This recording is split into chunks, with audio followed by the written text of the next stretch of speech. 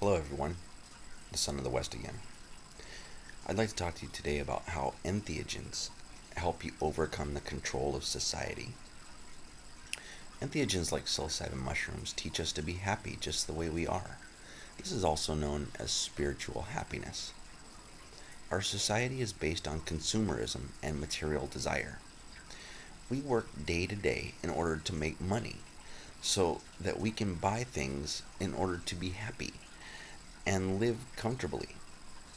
But this type of life and happiness in itself is fleeting. It is in itself a downward spiral.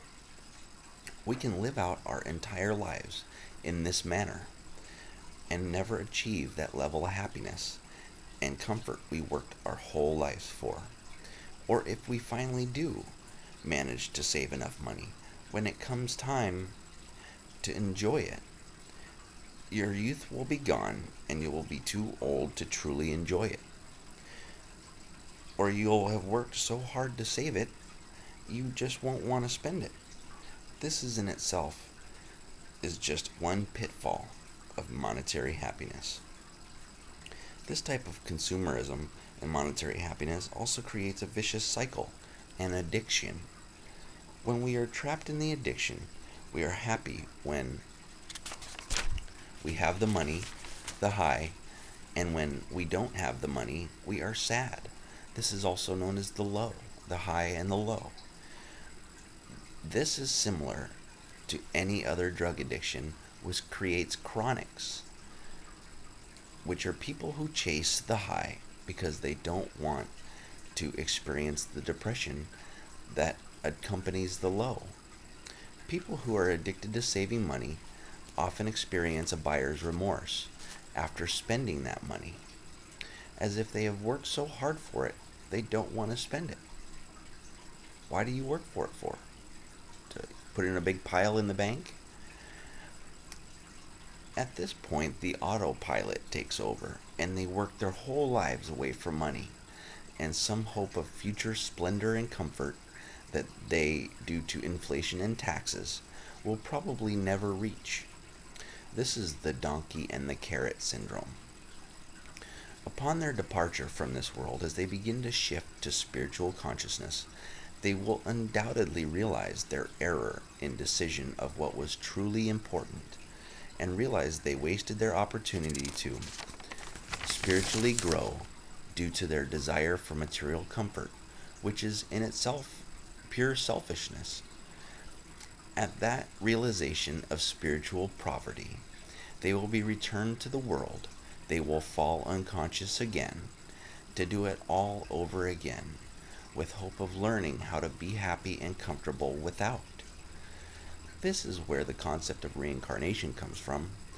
Understand that if there is a hell, it is chock full of selfish people like this world. And indeed, the simplicity of breaking the cycle of karma or endless reincarnations is to simply overcome selfishness itself. Okay, now, here's where it gets tricky.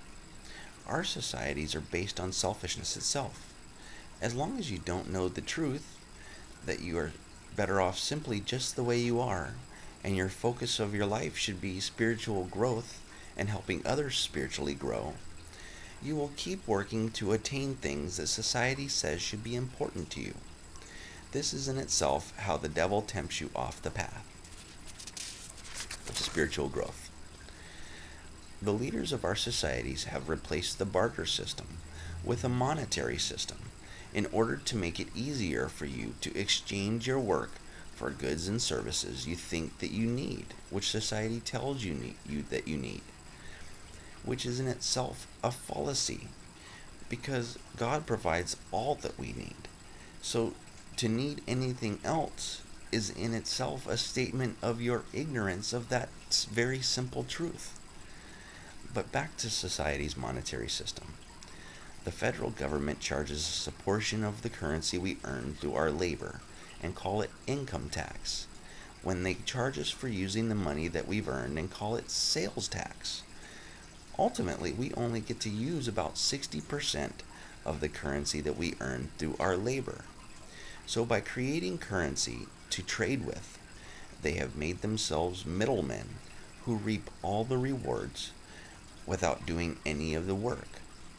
And by only giving us enough to get by and keeping the rest, they have turned us all into slaves to keep themselves comfortable.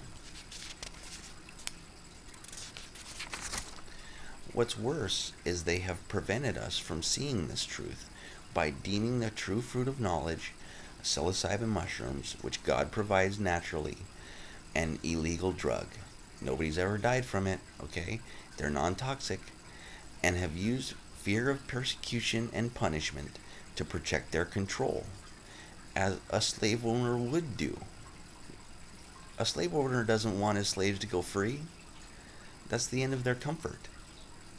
Remember, Psilocybe cubensis mushrooms are less toxic than aspirin or a cigarette, and they are non-poisonous. Yet the government allows alcohol and cigarettes to be legal, which both these drugs, which are drugs, they affect your mind, kill hundreds of thousands of people every year. They destroy families left and right. But they're legal simply because they can tax them. Did you know that the US government makes about $6 per pack of cigarettes that you buy? To them, it's okay if you die from lung cancer, because by the time that happens, you'll have given them hundreds of thousands of dollars, and as long as this truth doesn't come out, there will be more sheep to replace you. Their cycle of slave birth can continue. The truth is, they will never allow you to have or give you anything which will open your mind and let you see them as they truly are. It's a good thing God has provided for us, so that we may use what is provided to free ourselves from their control. The choice is yours. Remember, there is a divine plan for all of us, and there is a perfect tool for every task. This includes overcoming selfishness, which is in itself what you must do to prepare for yourself for the rapture or mass awakening in heaven. Now, me telling you this is in itself not enough. You must take it upon yourselves to use the true fruit of knowledge, the keys of knowledge as Jesus termed them in the Gospel of Thomas, to find the truth for yourselves. Good luck, brothers and sisters.